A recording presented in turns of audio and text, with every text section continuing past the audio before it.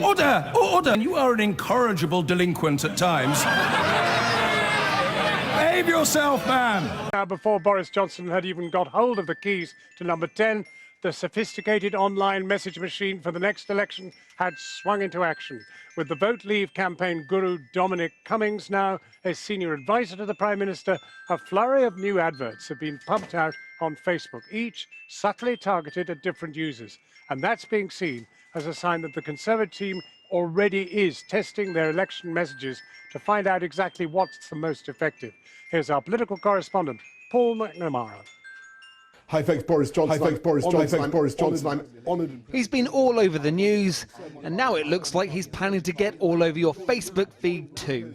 In the last 48 hours, hundreds of adverts have appeared, many of them the same, but targeted to different sections of the nation.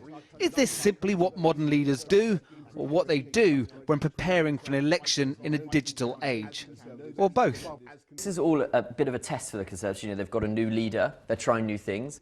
This is Craig Dillon's area of expertise. Here he is with Boris Johnson. He's just finished running Mr Johnson's digital campaign for Tory leadership. Thank you for coming. Hi, Craig. How are you doing? Nice to see you. In fact, Craig did the same for 6 of the 10 Tories who ran to be leader. They all look pretty much the same. They are all the same. They are basically the same. The only thing that changes is who is seeing them. So the reason why you've done that is so that by running 185 of those different, if we just put one ad out and it got, say, 1 million views, you can't really figure out, it's a little bit more complicated to figure out where those views are. Yeah. But by running that many of them, if, say, one of them that you know you ran in, say, Essex, has got 1 million views, you know that this sort of content is working quite well in Essex. In the last 48 hours, more than 500 adverts have been published by the Conservatives. Tracking clicks helps work out which messages work well, where and with whom. So why?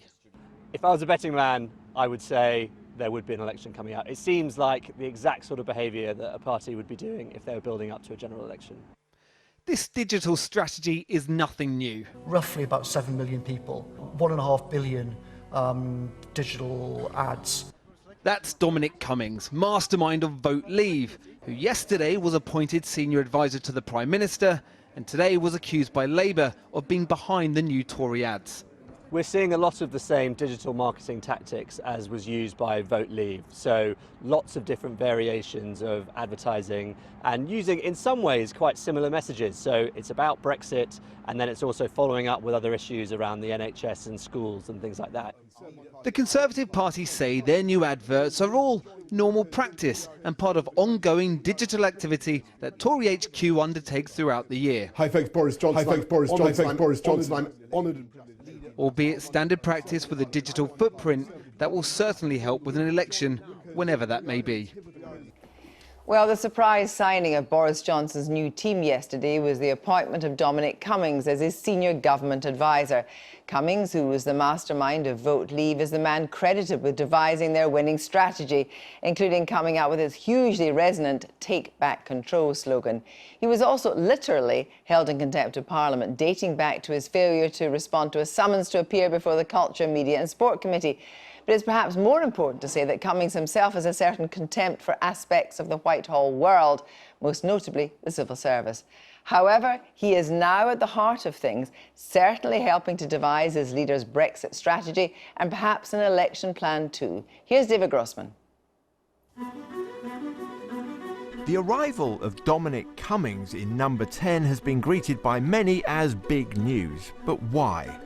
Well, many believe that his place at the heart of the new administration suggests some profound changes are coming.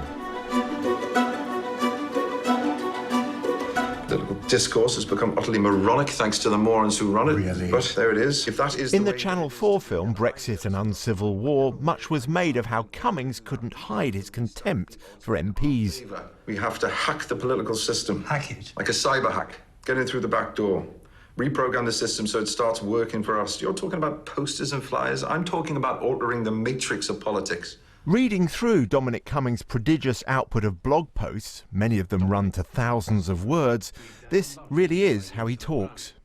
The wiring of power in Downing Street is systemically dysfunctional, and worse, those with real institutional power, Cabinet Office, Treasury officials, etc., have as their top priority the maintenance of this broken system and keeping Britain as closely tied to the EU as possible. While Special Advisor to Michael Gove when he was Shadow Education Secretary, he spearheaded attempts to bypass the educational establishment, coming up with the idea of free schools. But some complained he was an impossibly disruptive force. He was blocked for a time by David Cameron's team from entering government. Indeed, David Cameron himself is quoted as calling him a career psychopath. A former civil servant who worked with Cummings at the Department for Education says it will be easier for him to be effective from inside Number 10. Hello. There's an awful lot of people there whose job it basically is to make sure that the Prime Minister's writ runs up and down Whitehall. That's not really what it's like in most departments, where there's an expectation that the Secretary of State will be out in a matter of months, certainly not in a matter of years. So I can see that being a considerable success. Civil servants know that whichever party is in power, it's they who will take most of the real decisions. And being cautious professional men, the decision they usually prefer is no. Civil servants may not dress the same today, but in Cummings' view their mindset is identical. The failure of Brexit negotiations, he believes, is down to letting the modern incarnation of these mandarins run the talks. Of the May administration, he said, "Their only strategy is to trust officials to be honest, which is like trusting Bernie Madoff with your finances. Brexit cannot be done with the traditional Westminster Whitehall system." The reason why we won is because the people... Cummings' victory speech to his Vote Leave campaign team in June 2016. Tom Harwood, who shot this video and worked on the campaign, says his old boss is now going to have a similar impact on government. Dominic Cummings is someone who can build a movement, who's provenly built a movement, but also can inspire the team that work around him, almost in a sort of hero worship style. People believe in him because he is, quite frankly, brilliant. He's someone that has that sort of eccentricity, but eccentricity for a purpose, because he has this almost singular focus on what is being achieved, but also an understanding of politics in a much more analytical sense than most observers or participants in it have.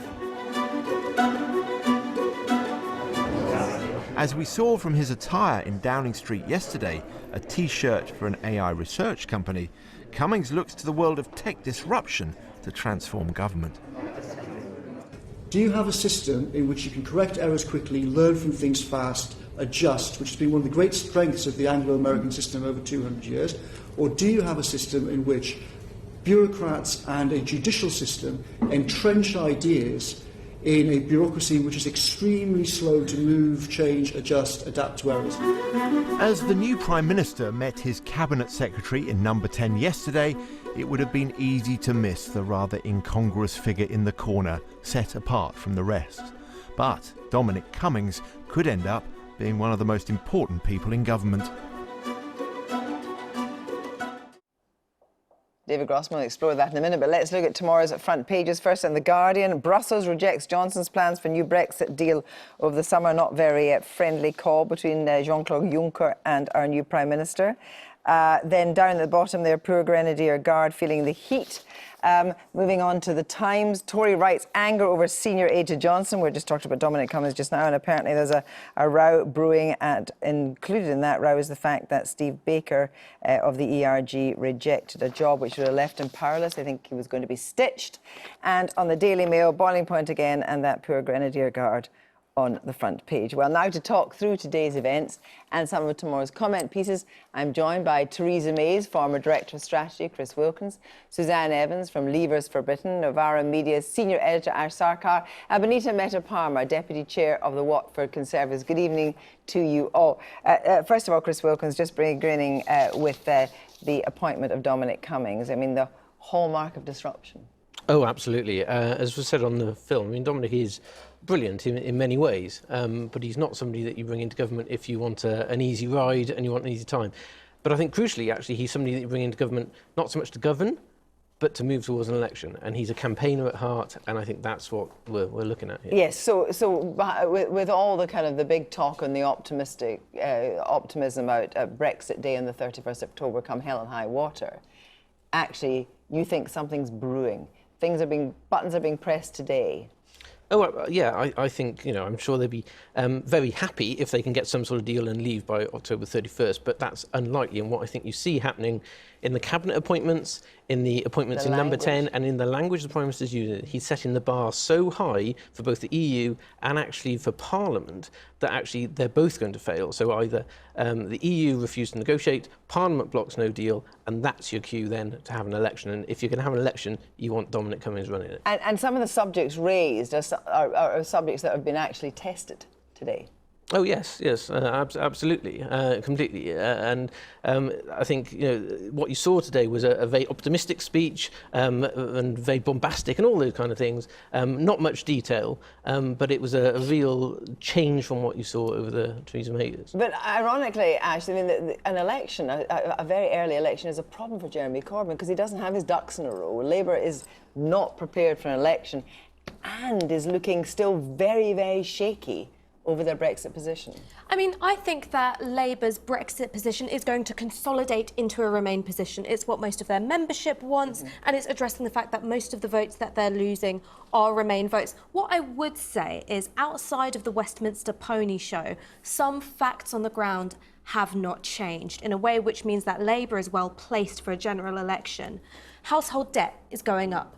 Child poverty is going up. People out there are struggling, and Boris Johnson so far has not indicated that he's willing to pursue an economic policy which is going to speak on that in any meaningful way. But let's look at Brexit now. The judgment must be, presumably, or is it, that actually because the movement, the kind of glacial movement of Labour towards the Remain position, leaves all these Labour leavers out in the cold. So here's what I make of the whole thing, is that obviously it's a really difficult situation because the electoral coalition of 2017 was so diverse. But if you look at the data, it indicates that Labour's leavers are the softest leavers. So you're not going to lose a great many of them to either the Tories or the Brexit Party. Whereas Labour's Remainers are a lot more set in the fact that what they want more than anything is to stay in the EU. And then you're in a position where the Labour Party has got to decide, well, do we wait until a seat like Mansfield comes back to us while we lose Battersea? Well, no. I think that what they'll end up with is a position where people will respect them for their clarity on Brexit. What people don't like is shiftiness clarity or triangulation. After 3 years. I think that it's not too late. Genuinely, I don't think it's too late. Suzanne Evans, I mean, you're obviously, you've got 31st of October in your diary for a party. Let's say we don't even get there. Boris Johnson goes for Labour leavers and Brexit Party votes. Well, I think, I mean, I'm sorry, Ash, but Labour have not been crystal clear at all on their position on Brexit. And I think they're basically saying to 5 million Labour voters who voted Leave that they are no longer important to the Labour Party. So the fact that the Labour Party is now a Remain party, I think puts Jeremy Corbyn in a very difficult position when it comes to a general election. But would they actually go as far as switching to Boris? I think they potentially would, yes, particularly because I think we will hear more about his economic policies that are going to help the poorest in society and those lower middle classes as well in the next few days. Like $9 billion worth of tax cuts for the wealthiest. The point is that Brexit is still the #1 issue in this country. 31st of October is, as Mark Francois earlier, it's do or die. But Benita, is it good enough to be the party of Brexit? Yes, because that is a single issue that we need to solve. And the inertia that we've had over the last few months, I think, will change now. I'm quite optimistic. So wait a minute, if the Conservatives become entirely the party of Brexit, then we just have completely entrenchment of tribes in this country, which we saw, obviously, during the referendum. And what you do is you absolutely draw that line now. It's not about tribalism. That is not good for our country. But that single issue, which, frankly, the position of the Labour Party leader allows a big gift for the new Prime Minister to actually inhabit that space. Are we going to say you have to pick a side then? This is what's going to happen. The Tories will be the party of Leave. I sort of think that's where we are now, and in some ways that's what Theresa May fought against for some time. She always said she wanted to deliver Brexit but not be defined by Brexit. That strategy hasn't worked for various reasons. We're now in territory where this is what it comes down to, and I think that's why there's some people who say actually the Conservatives won't go for an election until Brexit is sorted. Actually, I think they want the election to be about Brexit because that's the basis on which Okay, they can win. well, let's just look at Scotland for a moment then, because, you know, I've spoken to a number of people who say that the union is on a knife edge. Would you agree with that analysis? Yes, I would. I think it's really problematic. And, you know, Theresa May, as Prime Minister, could have, at the end of March, gone for a no-deal Brexit. If she had, she'd have been feted by lots of people. She'd still be Prime Minister today. The reason she didn't do it was because she saw what impact it could have on the union. But she is a unionist through and through. There are other people in the Conservative Party who don't take that view and think Brexit is more important. It's interesting because, you know, we've got, you know, Boris is going to go in some charm offensive because apparently in Scotland, he says that he feels he's misunderstood in Scotland, according to a senior Tory I spoke to today. The last person that thought that was Margaret Thatcher. I think Boris Johnson doesn't sort of shy from these fights and thinks actually he can probably go to Scotland, walk the streets and convince people. We shall see if this is possible. Clearly the Tory leader in Scotland has making an enemy of Ruth Davison was interesting, wasn't it? Because after all, she is the woman who absolutely resuscitated Tory fortunes in Scotland. Yes, completely, absolutely. And I think moving David Mundell yesterday was quite a big signal as well, actually, quite a sort of aggressive move in many ways. So that is a problem for the Conservatives, but I think Boris Johnson would back himself to overcome it. Right, let's look at some comment pieces now. And this is Stephen Bush in the Eye. The headline is, Boris Johnson's cabinet is the one Jeremy Corbyn would have chosen if he was asked. And the quote is, Team Corbyn have long believed that a more unashamedly right-wing Tory party will ease some of their electoral difficulties. Benita. They may believe that, but I don't think that's going to be the case. They can wish for that, and they may have got it, but I really, truly believe that this gulf will be able to be filled by a Boris Johnson-led Tory party. I really do. I believe my party to be a broad church, and I think his appointments to his cabinet have proven that he is willing to make those moves, I look forward to that happening. It's interesting, because if you say it's a broad church, that's one thing, but actually if you say that, you know, he's a man that is possibly vindictive, I mean, you would never have thought, would you, that just because they supported Jeremy Hunt, that very, very good people in cabinet would just be snuffed out? I think ultimately politics is politics. It's not the way that I perhaps think that is right, but he has to make his mark. It's day one. I feel very reticent to judge him on day one, but I'm looking forward to the future and hoping that it is what I want it to be. The reason why I've got a big grin on my face is because some of these new cabinet ministers have written one of my new favourite books. It's called Britannia Unchained, and it is a free market tract which is written by, in part, Dominic Raab, Priti Patel, so Kwasi Kwarteng, and in it says that British workers are amongst the laziest in the world. You have to cut back on workers' protections and labour rights, and that's what's going to kickstart the economy so that corporations can make more money. And these are the kind of people that Boris Johnson has stuffed his cabinet with, and that's why I feel quietly confident about the Conservative Party's inability to reach over for those Labour leaders, because everyone here is treating the electorate as a single-issue electorate. People don't behave in general elections the same way they do in referendums. Values are important, economic policy is important, social policy is important, and on all those things, this new cabinet is incredibly regressive. Well, let's look now at our second comment piece, and it's by Rosa Prince in The Telegraph, and the headline is, the best thing about Boris Johnson's diverse cabinet is that its diversity is irrelevant. And the quote, but it's still worth remarking how inclusive Mr. Johnson has been, even compared to his old school and university contemporary David Cameron. What about the makeup of the cabinet, Chris Wilkins? Well, it's true. I mean, we're all talking about it as though it's got a sort of right-wing cabinet, but it is more complicated than that. It's more nuanced. You've got some people who voted Remain in there, people like sort of Nicky Morgan and Rob Buckland, but then, crucially, you've also got women high up in the cabinet and people from ethnic minority communities high up in big offices of state. And, you know, that's a big statement for the Conservative Party to make. So here's more complicated. And then also look at policy areas as well. So Ash has mentioned a few things, but look at what he said today on immigration. He's far more liberal on immigration than Theresa May was. That is so little traction. He's just absolutely ditched the idea that we have to stick to a target. He is a more complicated politician than we're giving him credit for in this discussion, I think, at times. However, I think the point is that the cabinet has been put together because it's a Brexit election. Thank you both, all of you, very much indeed.